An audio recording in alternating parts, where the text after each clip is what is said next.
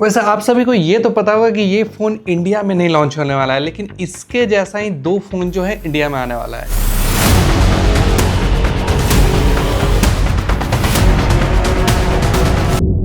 इसीलिए इस पे बात करना जरूरी है क्योंकि ये पहले आ चुका है उन दोनों से और ये जो है काफ़ी यूनिक है। दूसरे फ़ोन्स जो आपको इंडिया में लॉन्च होने वाला है, चाहे वो एप्पल का फोल्ड हो या फिर सैमसंग का फोल्ड हो, दोनों में ही सेम आपका स्क्रीन रेशियो रहेगा, कुछ इसी तरीके का डिस्प्ले रहेगा और उन सारे फोन्स में आपको 2 कैमराज मिलने वाला है। लेकिन यहाँ पे इस फोन में आपको 3 कैमराज मिलता है। प्रॉपर कैमरा सेटअप है, जो कि एक फोल्डेबल फोन में हमेशा मिसिंग होता है कि आपको एक प्रॉपर कैमरा नहीं मिलता है। और हम लोग कैमरा का टेस्ट करते हैं तो डेफिनेटली इसको तो टेस्ट करना ही था।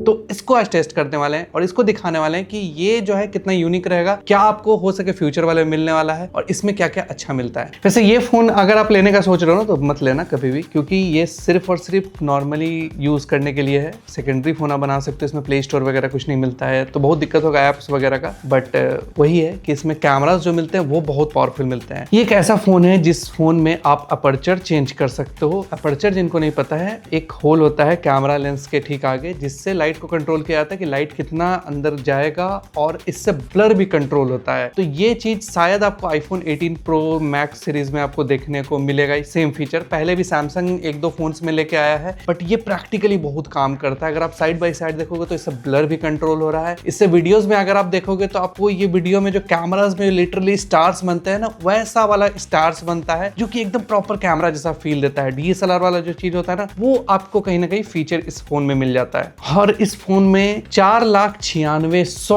ISO तक जा सकते हो आप प्राइमरी कैमरा में। फोटोज में अगर आप लेते हो तो रॉ वगैरह सब कुछ तो क्लिक कर सकते हो, जो कि अभी भी शायद ही कोई फोन जो है इतना ISO तक जा सकता है। भले ही कुछ उसमें सॉफ्टवेयर वाला भी चीज है, बट हाँ आपको ऑप्शन मिलता है जाने का। वीडियोज में भी आप इस फोन में 6400 ISO तक जा सकते हो। सैमसंग ये सब में आप जाओगे तो मैक्सिमम आपको 3200 ISO मिलता है। इवन S26 अल्ट्रा में आपको 3200 से ज्यादा ISO नहीं मिलता वीडियोज में। ब्यूटिफिकेशन का ऑप्शन है, भर भर के बहुत कुछ है इसमें। ब्यूटिफिकेशन आप साइड बाय साइड भी देखो, ब्यूटिफिकेशन ऑन करके और ऑफ करके जो है कितना डिफरेंस आता है इसमें। आप इस फोन को कस्टमाइज कर सकते हो। इसका जो फिंगरप्रिंट स्कैनर है या लॉक वाला बटन जो है, उसको आप स्लाइड अप डाउन करके आप जूम इन जूम आउट भी कर सकते हो और इसमें आपको 100x तक का जूम मिल जाता है, जो कि फोल्डेबल में बहुत कम फोल्डेबल्स है जिसमें आपको मिलता है। वीवो वगैरह में आपको ये सब में मिल जाता था, लेकिन सैमसंग और एप्पल में तो आई डोंट थिंक आपको मिलने वाला है। फोल्डेबल फोन्स का सबसे जो बड़ा फायदा है ना कि इस फोन से आप खुद को देखते हुए रियर कैमरा से फोटोज वीडियोज ले सकते हो, इसलिए वो फ्रंट कैमरा पे उतना ज्यादा ध्यान नहीं देता, उसको वीडियोज के लिए या वीडियो कॉलिंग के लिए या फिर इन सब चीजों के लिए रखते हैं। तो इसमें भी सेम फीचर है कि अगर आप चाहो तो खुद को देखते हुए वीडियोस वगैरह बनाना है तो उसका फीचर आपको मिल जाता है। तो यहाँ पे बेटर है कि आप अगर सेल्फीज वगैरह लेना हो तो इसके एक्चुअल कैमरा से सेल्फीज ना लेके आप रियर कैमरा से सेल्फी ले सकते हो। एक्चुअल कैमरा जो इसका फ्रंट वाला जो कैमरा है, कवर स्क्रीन के ऊपर हो या फिर अंदर वाले डिस्प्ले के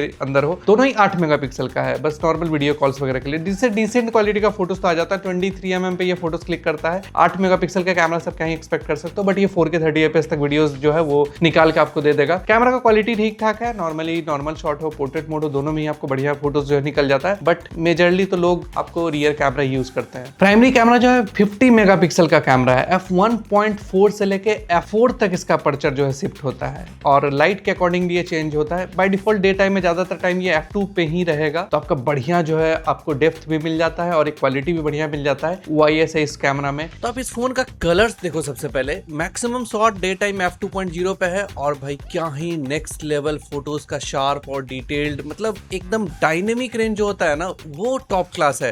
एकदम लॉफिक सेंसर वाला फील देता है ये फोन, और बट है नहीं, बट स्टिल आपको ऐसा कुछ देता है। हुआवे का प्रोसेसिंग जो है वन ऑफ द बेस्ट माना जाता है कैमराज में, हमेशा ये टॉप पे ही रहता है। अगर आप DxOMark का रैंकिंग वगैरह देखोगे तो यहाँ पे भी ये फोल्डेबल फोन जो है ना, वो आपको कभी फील ही नहीं करवाएगा कि ये सब फोटो जो है किसी फोल्डेबल फोन से आप क्लिक कर रहे हो।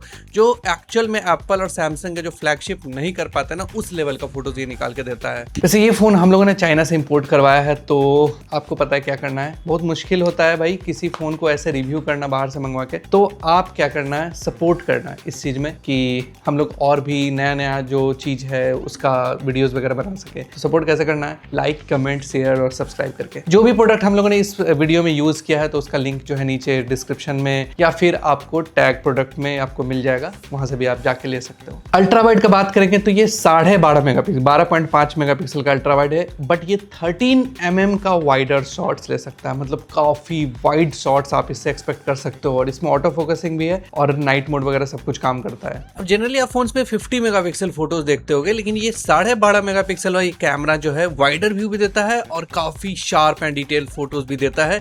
12.5 मेगापिक्सल के हिसाब से अगर देखोगे तो ये तो लगेगा ही नहीं कि 12.5 मेगापिक्सल वाला कैमरा है, बहुत ही डिसेंट क्वालिटी है। कॉर्नर्स पे थोड़ा सा शार्पनेस का लॉस मिलता है, बट ये 13 mm वाइडर व्यू देता है, तो इसकी वजह से थोड़ा सा क्रॉप भी आप कर सकते हो, कुछ भी कर सकते हो, बट डिटेल्स बहुत ही बढ़िया है। चाहे वो डे टाइम हो या आप लो लाइट वाले सिनेरियो में अगर आप जाते हो तो वहां पे भी सबसे बेस्ट चीज ये है कि आपको ये नॉइज फ्री फोटोज देगा, चाहे आप लो लाइट में भी फोटोज वगैरह क्लिक कर रहे हो। टेलीफोटो है वो भी 50 मेगापिक्सल का f2.2 अपर्चर वाला। यहाँ पे 3.5x है, OIS है। बहुत कम दुनिया में ऐसे फोन्स हैं जो 3.5x पे जाने के बाद अपर्चर जो है 2.2 रखते हैं। उनका अपर्चर जो है 2.4, 2.6, 2.8 चला जाता है, तो वो लो लाइट में थोड़ा कमजोर हो जाता है, लेकिन ये जो है नहीं होगा। लो लाइट में भी इससे बहुत बढ़िया शॉट्स आता है। अगर आप देखोगे डिस्प्ले में तो क्लियरली देख सकते हो कि लो लाइट में भी इसका शॉट जो है बहुत ही बढ़िया है। बैकग्राउंड का डेप्थ भी बहुत बढ़िया मिल जाता है, तो आप इससे बहुत बढ़िया फोटोज ले सकते हो। 81 mm का ये पेरिस्कोप टेलीफोटो लेंस है और डे टाइम में भी ये बहुत ही शार्प एंड डिटेल्ड फोटोज निकालता है, तो आप इससे बहुत बढ़िया टेलीफोटो फोटोज ले सकते हो। और यही एक जो है मेजर ड्रॉबैक रहेगा आपको अगर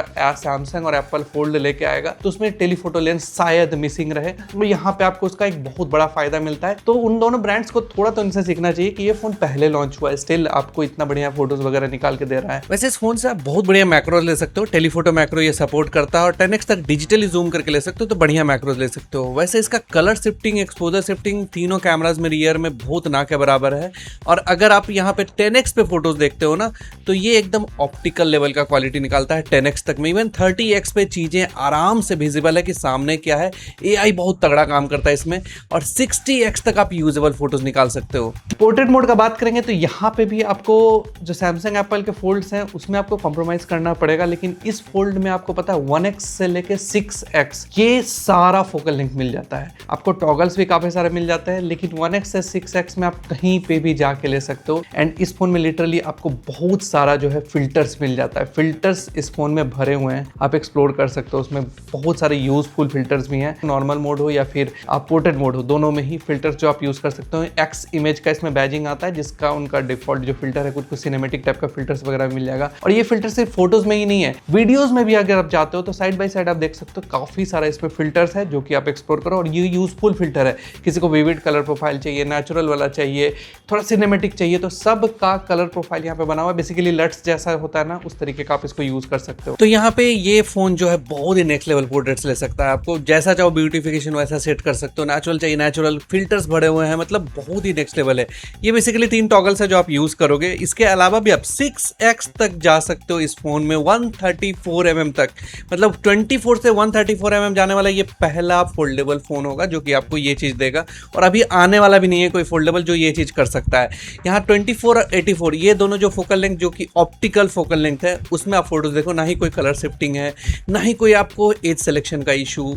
मतलब ये फोन जो है भाई अगर मार्केट में आता ना तो ये आना चाहिए था, क्योंकि सैमसंग एप्पल को पता चलता है कि पोर्ट्रेट मोड क्या होता है। वैसे इस फोन में IP58 एंड 59 दोनों का सर्टिफिकेशन है, मतलब बारिश वगैरह में भी आप आराम से इसका कैमरास वगैरह जो है वो टेस्ट कर सकते हो, कॉलिंग वगैरह सब कुछ कर सकते हो। इसका स्पीकर का साउंड क्वालिटी बहुत ही डिसेंट है, बहुत लाउड है, बहुत बढ़िया है। डिस्प्ले का क्वालिटी जो है टॉप नॉच है और डिस्प्ले जो है वो क्रीज फ्री आप कह सकते हो। जितना भी हम लोगों ने यूज किया था, बहुत सारा वीडियोस हम लोगों ने लिया है, शॉट लिया है, तो उसमें आप देख सकते हो क्रीज इसका ना के बराबर विजिबल है। अब देखना ही है एप्पल सैमसंग में क्रीज आता है या नहीं आता है, कितना रहेगा इसके अगेंस्ट में। लेकिन इसका डिस्प्ले जो है बहुत ही बढ़िया डिस्प्ले है, एकदम आप इसको ओपन करके रखोगे ना तो लगेगा नहीं कि फोल्डेबल फोन आप पकड़े हो, लगेगा कि एक टैब कोई पकड़े हो। बहुत बढ़िया डिस्प्ले है। इवन जो फ्रंट का डिस्प्ले है वो भी काफी सही आप कह सकते हो। मतलब ये जो है पहले लॉन्च हुआ एक ऐसा फोन है जो कि आज के टाइम जब एप्पल और सैमसंग अपना फोल्ड लेके आएगा सेम रेशियो वाला भी, तो भी उनको एक्चुअल कंपटीशन दे सकता है। 53 mAh का बैटरी है, बट बैटरी जो है ठीक ठाक चल जाता है, क्योंकि इसमें किरिन का खुद का प्रोसेसर होता है, जिसकी वजह से क्या होता है उनका 6.5 नैनोमीटर से ऊपर नहीं उठ पाए हैं वो, और बाकी सारे फोन में 2 नैनोमीटर का चिप आ चुका है, तो इनका बैटरी कंजम्पशन जो है अभी भी थोड़ा सा ज्यादा आपको मिलेगा। बट स्टिल ये 5300 mAh का बैटरी इनफ है, जो कि इसमें अच्छा चल जाता है। ये एक नेगेटिव पॉइंट बोलेंगे कि हाँ ये और बेहतर हो सकता था। तो ये एक नेगेटिव पॉइंट हमको दिखा, जैसे कि 4K 60 fps रियर कैमरा में में हम फ्रंट कैमरा में आए और यहाँ पे हम 1080p कर लिए फ्रंट कैमरा का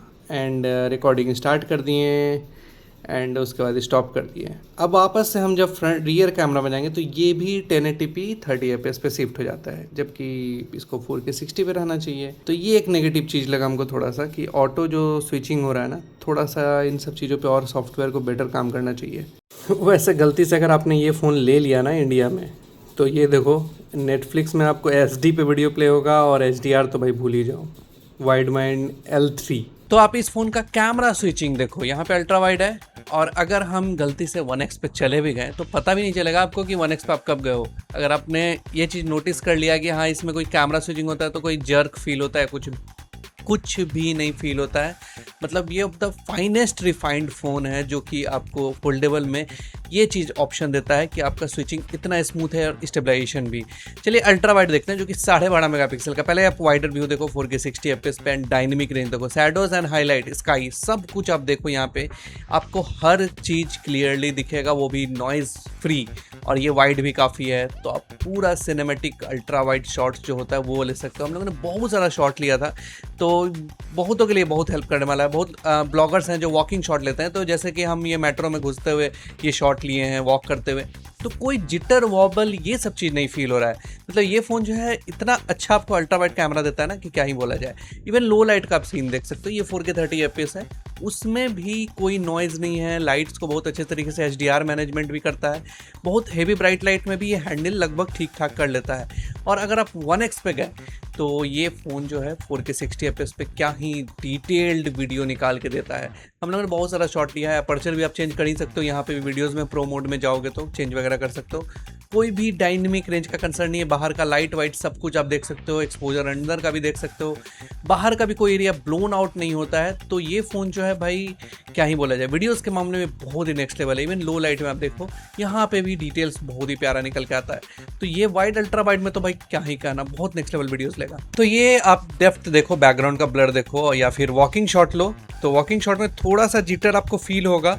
और ये कैमरा जो है बहुत लार्जेस्ट अपर्चर के साथ आता है, f2.2, शायद ही बहुत कम रेयर किसी टेलीफोटो में आपको मिलता है। देखोगे अगर आप तो खासकर 85mm वाला चीज़ में, तो ये बहुत बढ़िया डिटेल्स भी कैप्चर करता है। और जितना भी हम लोगों ने शॉट लिया ऐसा 4K 60fps शॉट है। आप किसी भी कैमरा से 4K 120 तो रिकॉर्ड नहीं कर सकते हो, ये एक नेगेटिव पॉइंट भी आप कह सकते हो, बट स्टिल आपको ये जो क्वालिटी देगा ना बहुत ही बढ़िया है। इवन यहाँ पे अगर आप डेप्थ देखोगे, बैकग्राउंड का ब्लर देखोगे, तो वो DSLR वाला जो नेचुरल बैकग्राउंड ब्लर होता है ना, कुछ वैसा आपको फील होगा। वैसे इस फोन में आप 10x पे भी जाके वीडियोस वगैरह ले सकते हो, तो क्वालिटी डिसेंट है। बट हमको एक चीज़ लगा कि पैनिंग शॉट में जब आप ट्रैक कर रहे हो ना किसी चीज़ को, तो थोड़ा सा एक जिटर फील होता है उसमें आपको लगेगा कि थोड़ा ट्रैक अटक अटक के चल रहा है, ऐसा कुछ फील होगा। बट आप नॉर्मल स्टेबल शॉट्स लोगे तो वहाँ पे ऐसा कुछ भी इशू नहीं है। 10x पे भी डिटेल क्वालिटी मिल जाता है। अब तीनों कैमराज में 1080p 240fps वीडियोस ले सकते हो। 4K 120fps किसी में नहीं मिलेगा, लेकिन आप पोर्ट्रेट वीडियो जो है 1080p में लोगे तो उसमें आपको कैमरा स्विचिंग भी मिल जाता है, जो कि जनरली किसी फ़ोन्स में नहीं होता। पोर्ट्रेट वीडियो में कैमरा स्विचिंग बहुत कम फ़ोन्स में आपको अवेलेबल है, बट यहाँ पे कोई 4K का सपोर्ट नहीं है, जो कि होना चाहिए था। इसका जो फ्रंट कैमरा है ये मतलब अगर आप कवर स्क्रीन के थ्रू रिकॉर्ड करते हो तो ये 4K 30fps वीडियोस ले सकता है एंड काफ़ी वाइड है, तो डिसेंट क्वालिटी ही कह सकते हो, कुछ इसमें प्रॉब्लम नहीं है, क्वालिटी बढ़िया है। बट आप रियर कैमरा को ही as a front camera use कर सकते हो, तो इसका यूज़ बस वीडियो कॉल्स ये सब में ही होने वाला। तो ये इसका फ्रंट कैमरा है लो लाइट वाले सिचुएशन में या बैकलाइट कंडीशन में, तो यहाँ पे थोड़ा सा स्ट्रगल करता है ये फ़ोन। बट अब क्या ही फ्रंट कैमरा को ऐसे सिचुएशन में यूज़ करना भाई, जब रियर कैमरा ही फ्रंट बना के हम लोग यूज़ कर सकते हैं तो। बट फेस पे जब लाइट आता है ना तो बहुत बढ़िया क्वालिटी आता है। बट एक चीज़ लगा कि आप रिकॉर्डिंग के बीच में फ्रंट से रियर नहीं जा सकते हो। वाईवे के सस्ते फोन्स में ये फीचर होता था पहले, बट अब इसमें नहीं। और बेसिकली इस फोन में बहुत ज़्यादा कुछ कवर करने के लिए है नहीं। ये फोन ऐसे तो इंडिया में आएगा नहीं, बट स्टिल एक इनोवेशन का पार्ट है, बहुत बढ़िया इनोवेशन है, जो कि अगर इंडिया में आता है या वर्ल्ड वाइड ऐसे अवेलेबल रहता है कि हर किसी के लिए है ये फ़ोन, तो उनके लिए डेफिनेटली एक बहुत बड़ा फीचर हो जाता है। और इस फीचर की वजह से क्या होता है, कॉम्पिटिशन बहुत बढ़िया होता है, जो कि एप्पल और सैमसंग को कॉम्पिटिशन दे पाता है। ये फोन तो हम डेफिनेटली बोलेंगे आज का टाइम गर्दा उड़ाता है। आप भी गर्दा उड़ा सकते हो। हमारे चैनल को फॉलो और सब्सक्राइब करके मिलते हैं अगले वीडियो में। तब तक के लिए जय सिया राम।